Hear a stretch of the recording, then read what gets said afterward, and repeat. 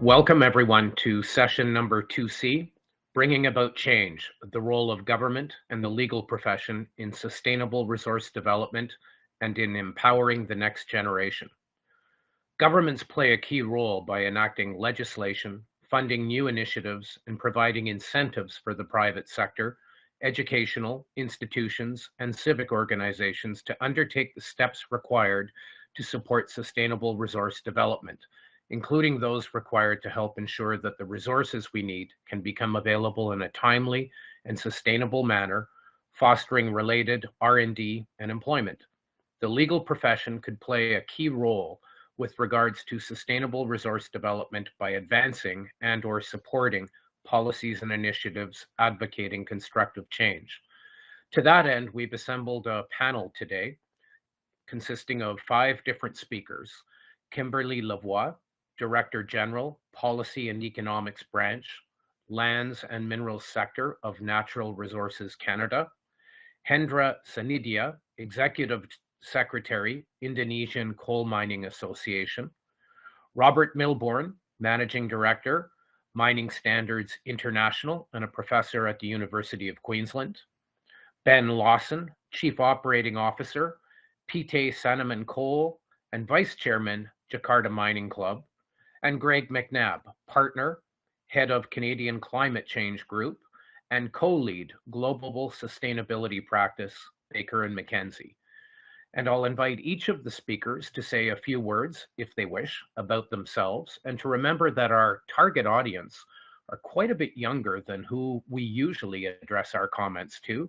So try to speak to the perspective of sub-20-year-olds and consider where you were and what you were doing back then at that age group, and how can our experience help guide these young people. So with that as the introduction, I'll pass the baton over to Kimberly Lavoie. Kimberly? Thanks, Glenn. Very much appreciate it. First of all, I'm going to speak to 4 things today. A little bit about me, then a little bit about Canada's policies, then we're going to talk about critical minerals and Canada's role in that space, and then we're going to talk a little bit about the audience, the need for and the importance of youth, because it's critical, just like the minerals we're talking about. So a little bit about me. I am from middle of nowhere, Newfoundland, literally middle of nowhere on the south coast. I'm of mixed heritage. I'm Indigenous French and English, call myself a mutt, very much Canadian. I'm a career public servant who really believes that working in government means working for Canadians. And it sounds corny, but it's something I really, really believe in. I also believe that to truly make a difference, you need people both inside and outside government pushing for change. If you have one but not the other, it doesn't stand up to the test, but both work incredibly well. And I started as a student in government, and then I worked as a contractor before becoming an employee. And I've worked the majority of my career, I've worked with and for Indigenous people and communities to make things better. And I've always been open to new challenges and learning from each experience.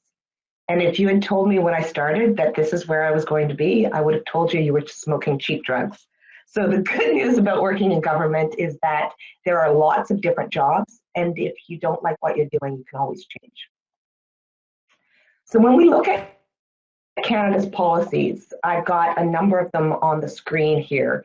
This could be and possibly is a course, an entire course in universities. So I'm not going to speak a lot to them, but I am going to say that, the Canadian Net Zero Emissions Accountability Act is Canada's commitment to reach net zero by 2050. The emissions reduction plan is actually a deliverable under that act with 2 goals, one of protecting the planet and the second of growing the economy. And those things sound like they're very much opposed to each other, but they're not.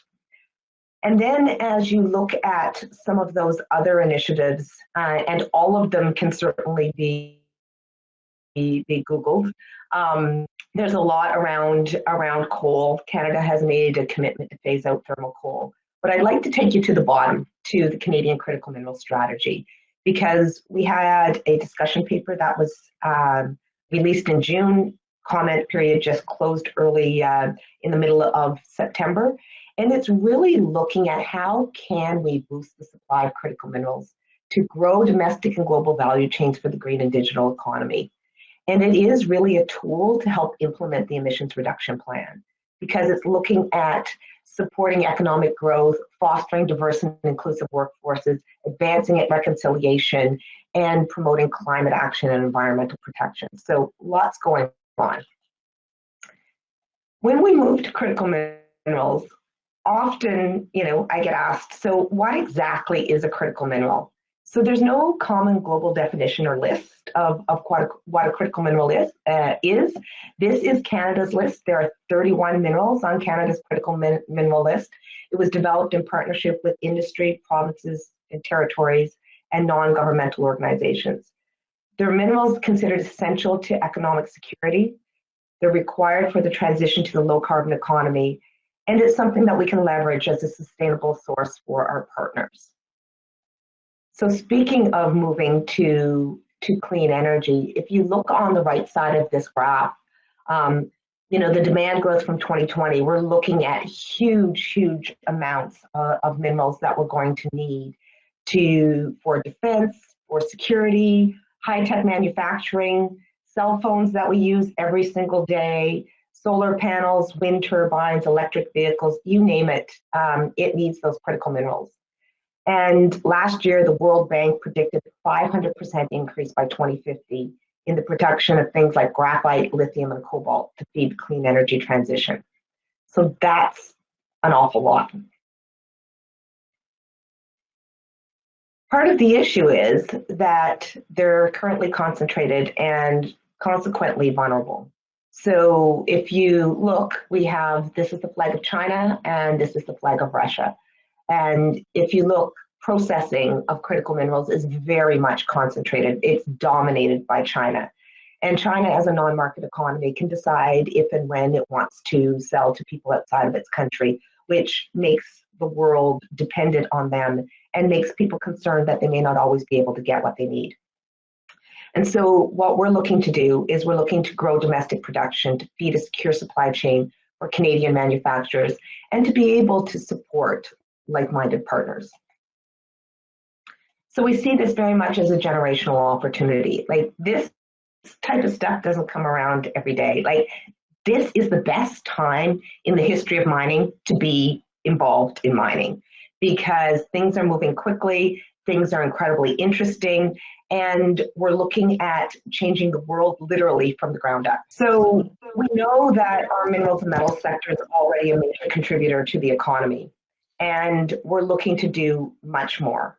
And we're looking to do it in the right way and not just investing in mining projects, but looking and being strategic about growing the supply of critical minerals that Canadian manufacturers need. This is a busy slide, but it is very much around environmental, social, and governance issues, which includes reconciliation and advancing international objectives.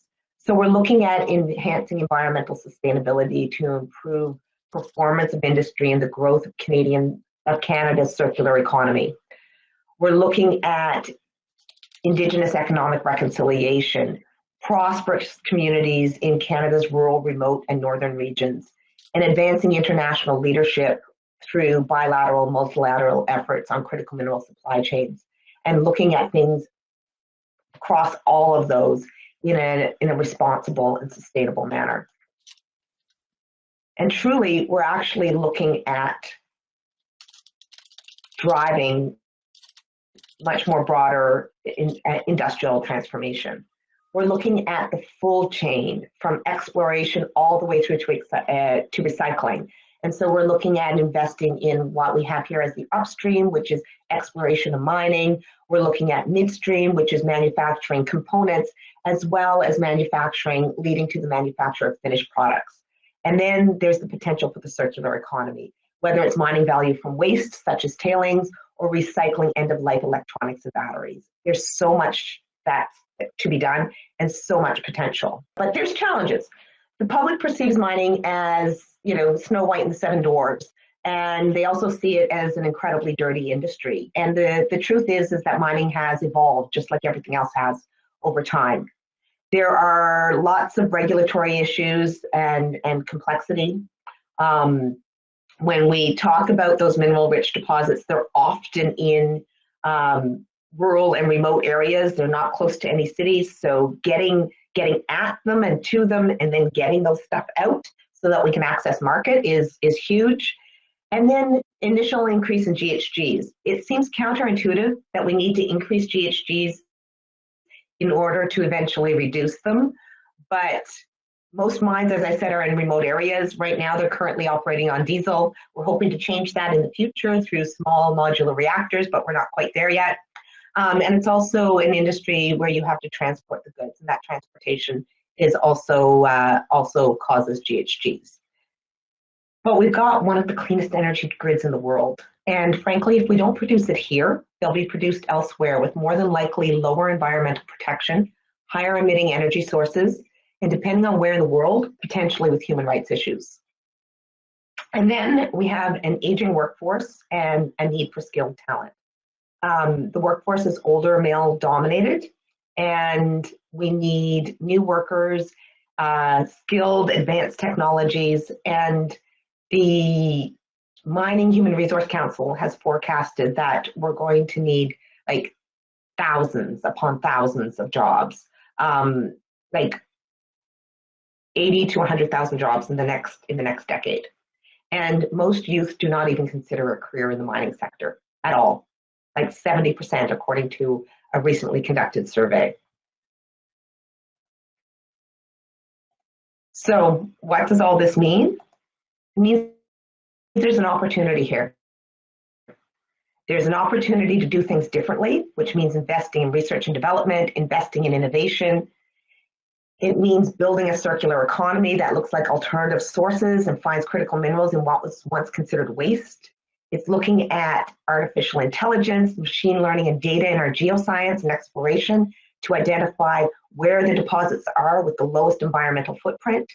And it's about partnering with industry to find better ways to develop natural resources using less energy and water and producing less emissions. So this brings us to you, the need for and importance of youth. So mining needs people who want to change the world. There's no energy security without mineral security. Minister Wilkinson, the Minister of Natural Resources, has said that numerous times. And the world is looking to Canada. And Canada needs you. Canada needs people like you to help us step up, to make us better than we once were. We're already, really good on the world stage, but we can do so much better. We can do this in partnership with Indigenous peoples.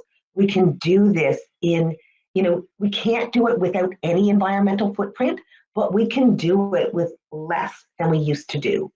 And, we have robust remediation plans here. We can make those better. We can ensure that we have offsets so that the environment is not as adversely impacted as it once was.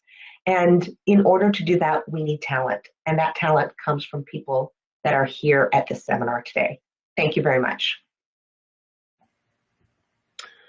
Thank you, Kimberly. It's always inspiring to listen to your remarks, and I'd encourage everyone to try to get a copy of that slide deck. There were some terrific slides in there. Thanks very much. And now for a very different perspective from the opposite side of the world, from Indonesia, I would invite Hendra Sinadia to speak, please. Hello, good afternoon, good evening, everyone. I'm Hendra Sinadia from Jakarta, Indonesia, from Indonesian Coal Mining Association. Thank you for inviting me to join in the very prestige forum. So I'm here representing Indonesian mining community. As we know that Indonesia is among the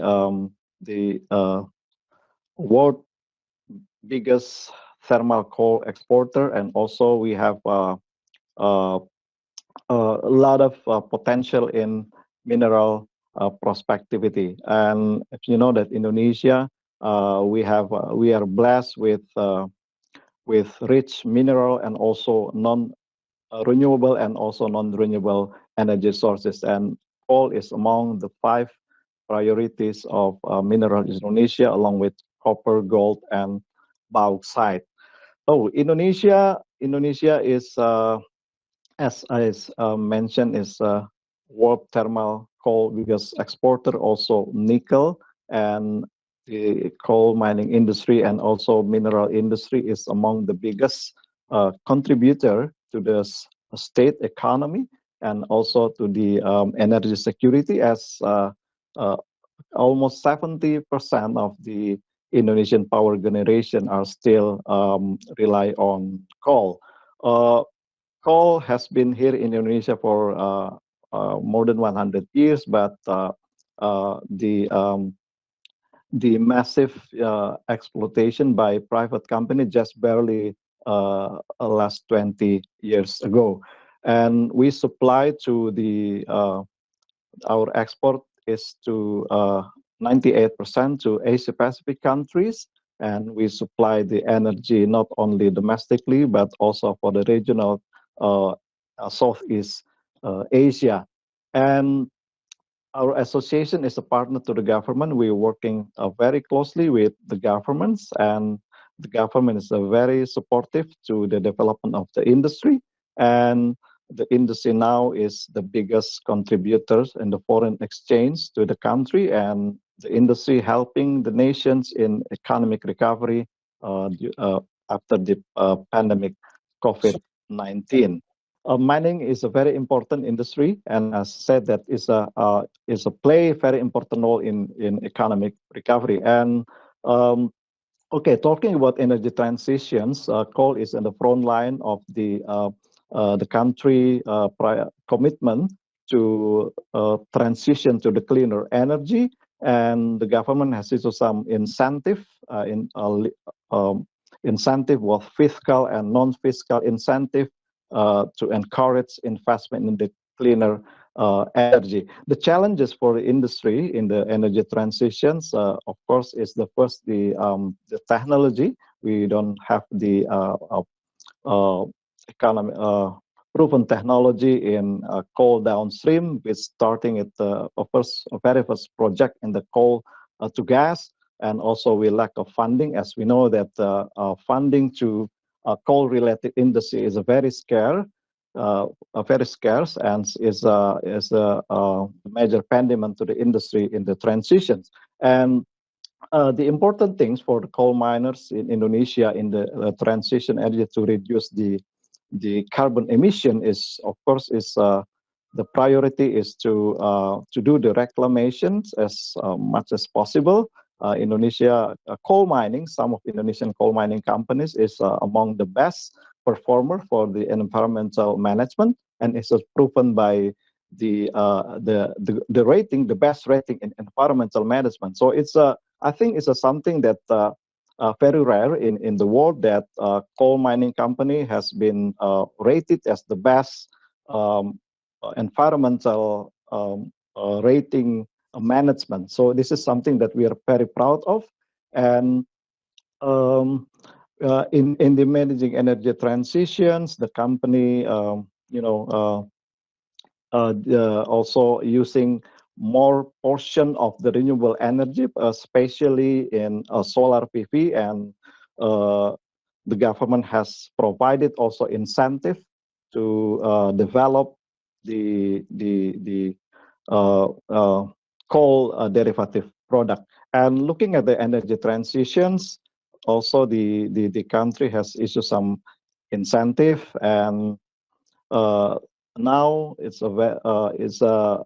surprisingly the coal mining company has led the movement from the fossil fuel industry to produce the clean energy. And now some of our major Indonesian companies, they started to invest in cleaner energies, such as in ecosystem of the electric vehicle.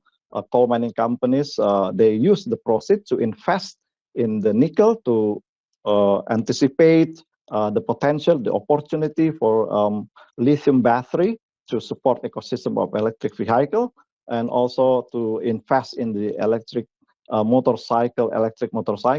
And some of Indonesian big coal mining companies, they also set up a subsidiary in renewable energy.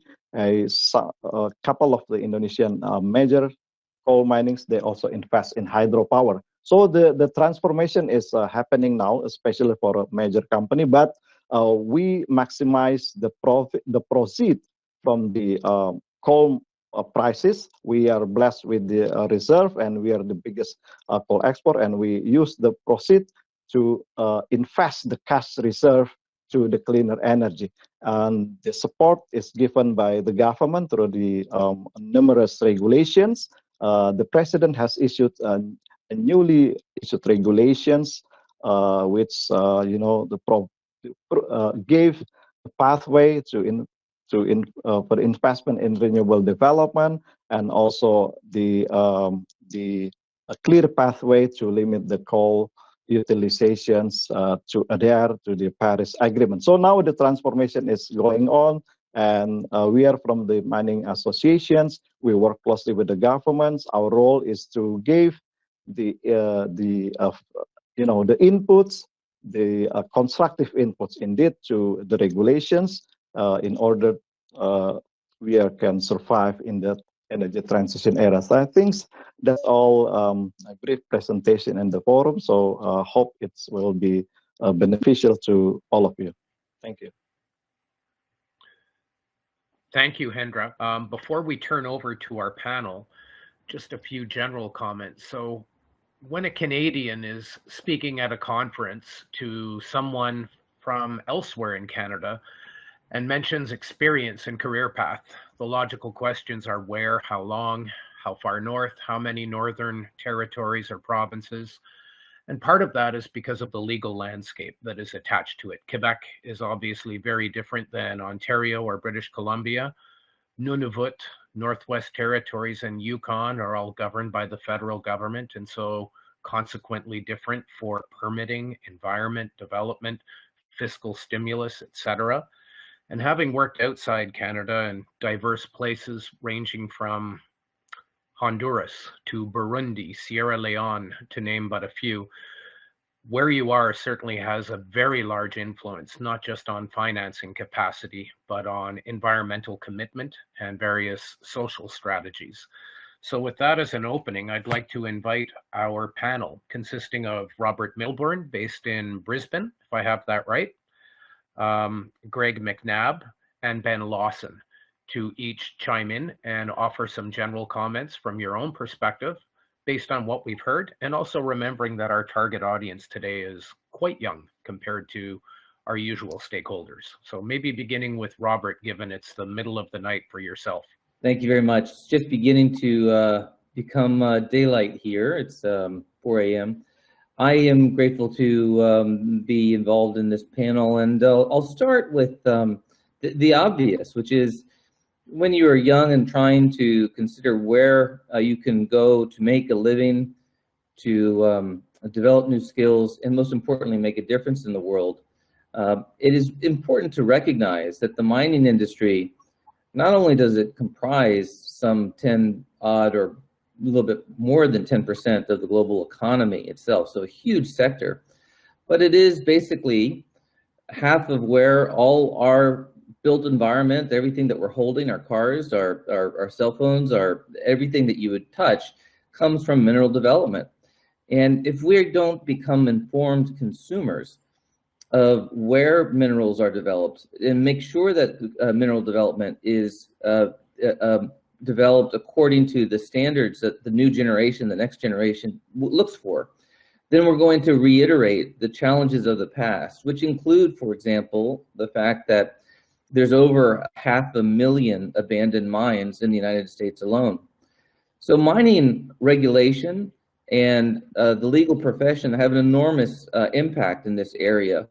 We have the ability to set the baseline standards and also provide incentives to mining companies and other stakeholders to create multiple value chains that have not necessarily been in place in the history of the mining industry.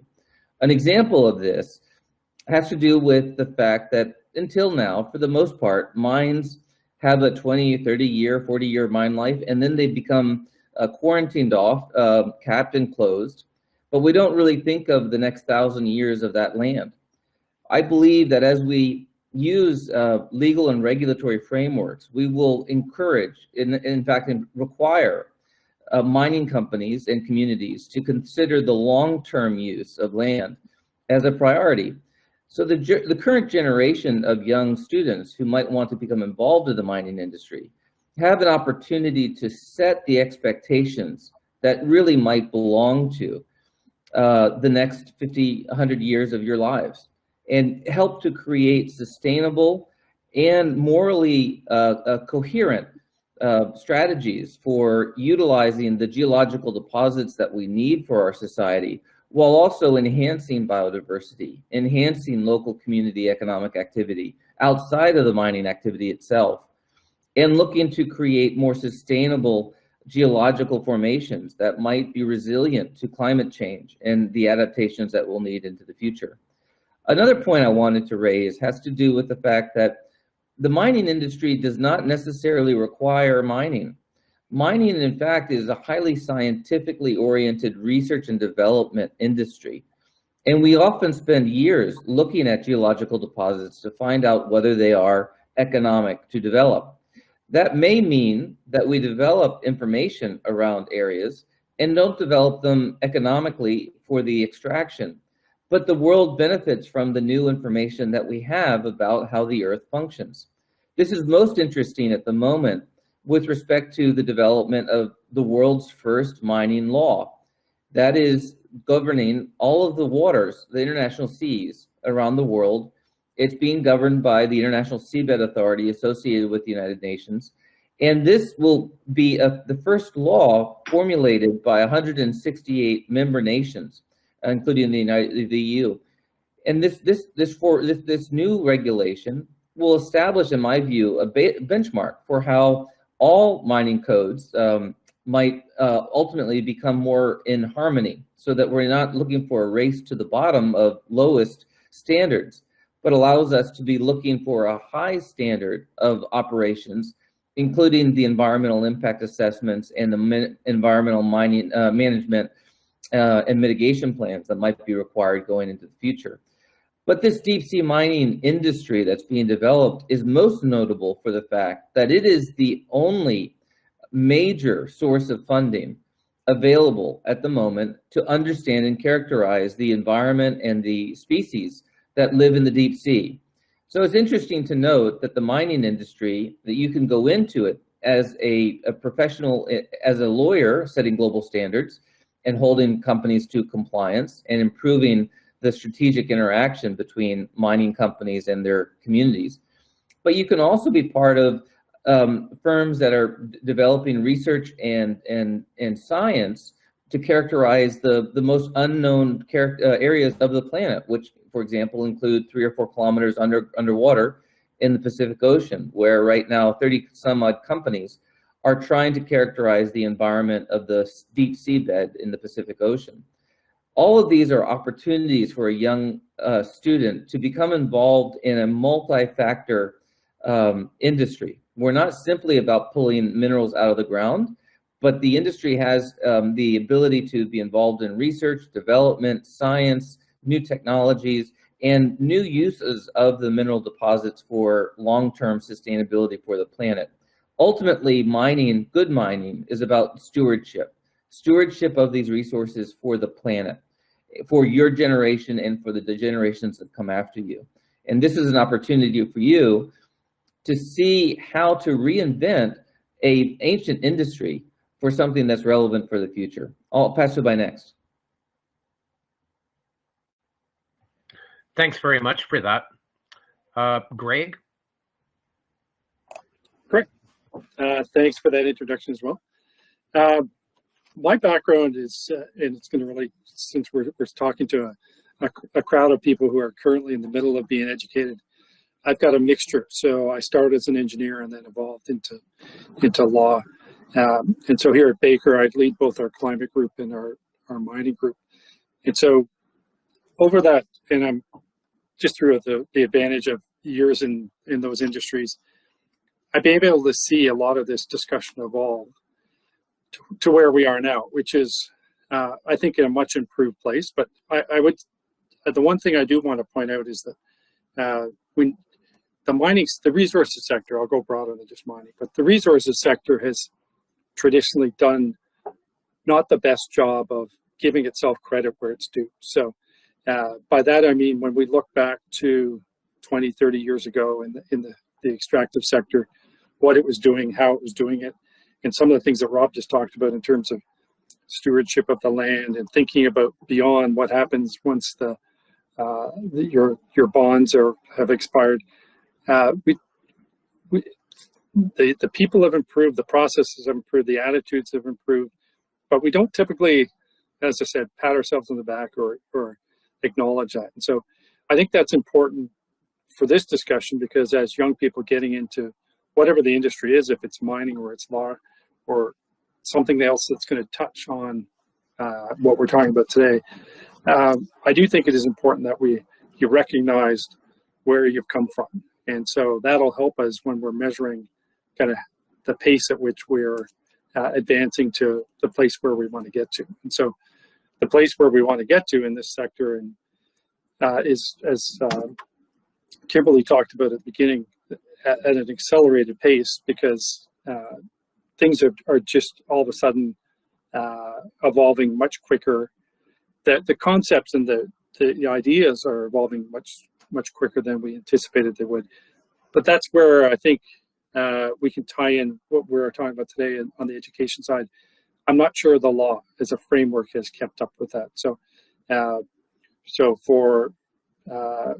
for people that are considering a career in either of these sectors, so whether or not it's law or it's mining, I do think we have to start thinking about how do we put in place frameworks to guide where we need to go, and frameworks that will, and by frameworks that can be either laws, regulations, policies, but we do have to start putting in place more just guideposts for companies that are currently struggling with how to do the right thing, for lack of a better way of putting it. So right now Kimberly also mentioned about sustainability having, hundreds of definitions and multiple directions you can go in.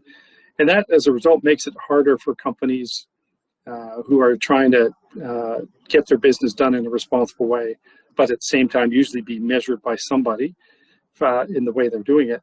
It makes it difficult to stick between those guideposts if we don't have those frameworks developed. So, so for young people, I think we do need to accept the fact that there's going to be a framework that has to evolve and be put in place on how we do these things, and once, if companies are staying within those frameworks, then for those guideposts, then that's what we should be okay with as an industry. So, but the one thing I would just say is that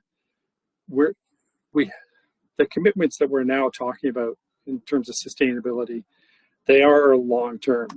Like Rob mentioned this as well. The things that we're agreeing to now are not, they're beyond political agendas, they're beyond political party terms.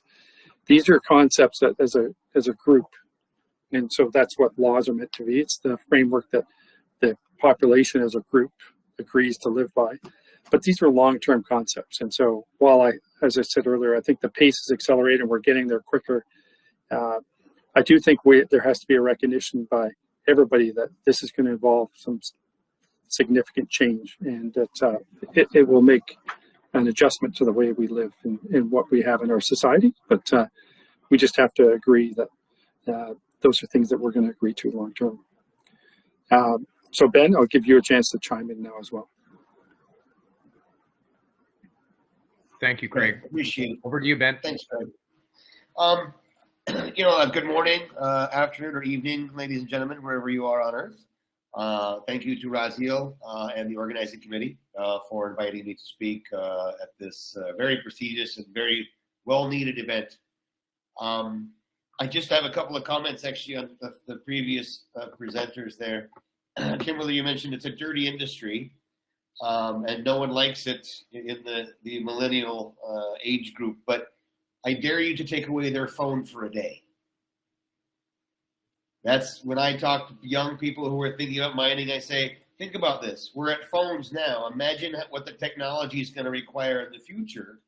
And if we don't have the next generation to develop these minerals, then you're not going to have smartphones. You're not going to have these things. So, you know, it's the catch-22. Do you want technology or do you want holes in the ground?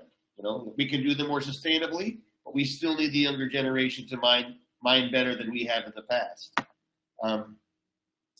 And, you know, you mentioned about the processes. Where is it being done?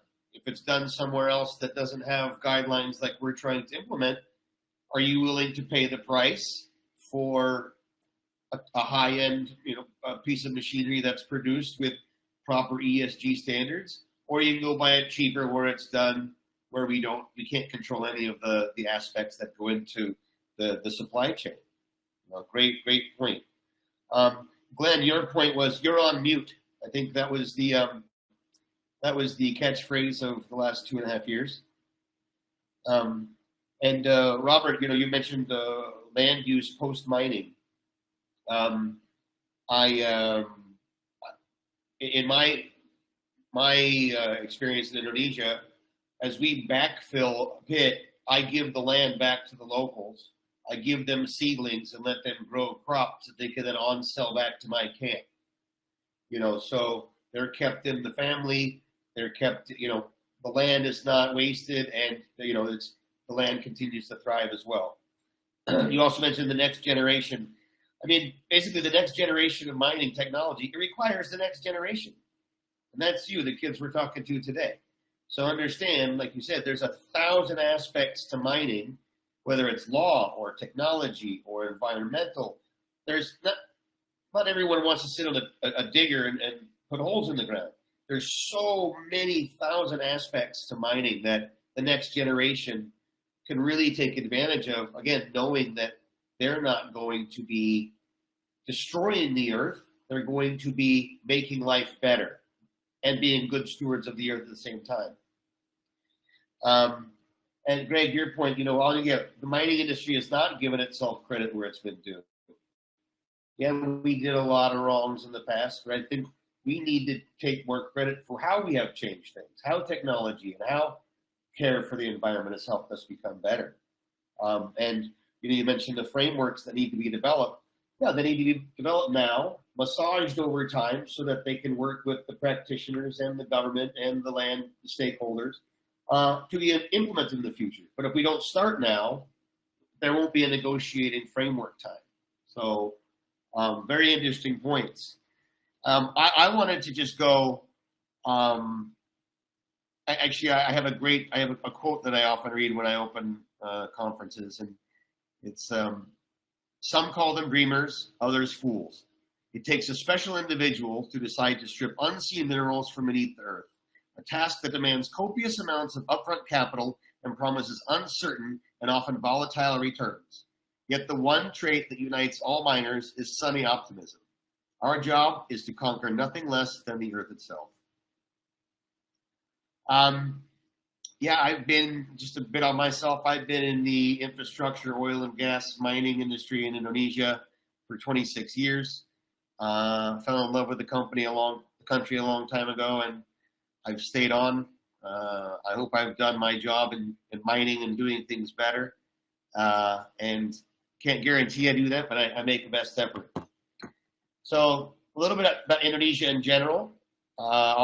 I won't overlap where Pa Hendra covered. Thank you, Pa Hendra. Great presentation. But the annual Fraser report, which I'm sure all of you know about, is basically an investment attractiveness index. It also is basically a report card to tell governments, you know, on the attractiveness of their mining policies. And Indonesia is perennially at the top of the investment destinations in terms of mineral potential, but unfortunately, one of the bottom in terms of mining policy attractiveness. Some of the issues are national resource nationalism, which is in the form of mandatory divestment by foreign investors, which has been a major issue. Some of the most famous ones you may know are BHP, Rio, Freeport, Newmont, Newcrest, and most recently Inco, which is the oldest player in nickel, and they're having an issue getting their contract of work extended, unfortunately. And we also have issues with ever-changing taxation, royalties, non-taxable revenues. Policies are also, a major concern for international and domestic investors as well. Hendra mentioned Indonesia is the top exporter of thermal coal, but it's also the top exporter of tin and nickel. In addition to being major players in the gold and copper space, along with bauxite. And minerals such as lead, zinc, and manganese are also really prevalent throughout the archipelago. Something I'd like to touch on before I get into nickel is, there's a huge rush, obviously, rare earths were mentioned earlier. And, we're showing really interesting results due to the rush in exploration for Indonesia. And we really see a major increase in not only the production, but the processing of these materials within the next 3 to 5 years in Indonesia. And beyond exploration for new deposits, it was also mentioned, Indonesia has significant amounts of rare earths in the gold, bauxite, and tin mine waste, or for you youngsters, the tailings. Most notably within state-owned PT Timah, which is on the island of Bangka Belitung in Sumatra. It's right near Singapore. Easy to find on the map, and they have been accruing these tailings for hundreds of years. Timah actually means tin in Malay and Indonesian. So if you've been to Singapore, you've been to Bukit Timah, meaning Tin Hill. So, and the tests on the sands at Timah are showing to contain 13 of the 17 rare earth minerals. So very, very prospective. Rare earths are also found in the provinces of Aceh, Jambi, and Riau on the island of Sumatra, in West Kalimantan, or known as Borneo to some, near the large bauxite deposits, Sulawesi Island, near the nickel-rich areas, and neighboring Halmahera Island, which is known for large gold and polymetallic ore bodies. New explorations in West Papua are also really showing promising results in the last few months that I've seen. On to nickel, with Indonesia's ambition to be the world's EV, battery, motorcycle, and car manufacturing hub, nickel has become the prima donna over the last decade. Anyone who's been in the mining sector would guarantee that, hands down. With most major miners, they're joint venturing to build their own facilities, refineries, or they do the long-term offtake deals with big investors, which are mostly from China at this point. The expansion of integrating these facilities, such as Chingsan's, it's absolutely massive. The IMIP, it's Indonesia Morowali Industrial Park. It's really spurred a lot of investment for other industrial parks for nickel, and they're combining gold, copper, other bauxite. They're combining as many processing facilities into one park so that they can rely on one source of power and one source of employment. And these facilities have deep water ports, dedicated power supplies, and entire cities to accommodate the tens of thousands of workers. They're quite amazing. I love the EV space, but I'm in nickel, but my suggestion to the government, anyone that will listen, is we shouldn't just be focusing on EV batteries, but also the ESS, the electricity storage systems. Because similar to the Tesla Powerwall, which I'm sure most of you guys have heard of, this will allow Indonesia to be part of the worldwide wind and solar, or also known as intermittent energy supply chain.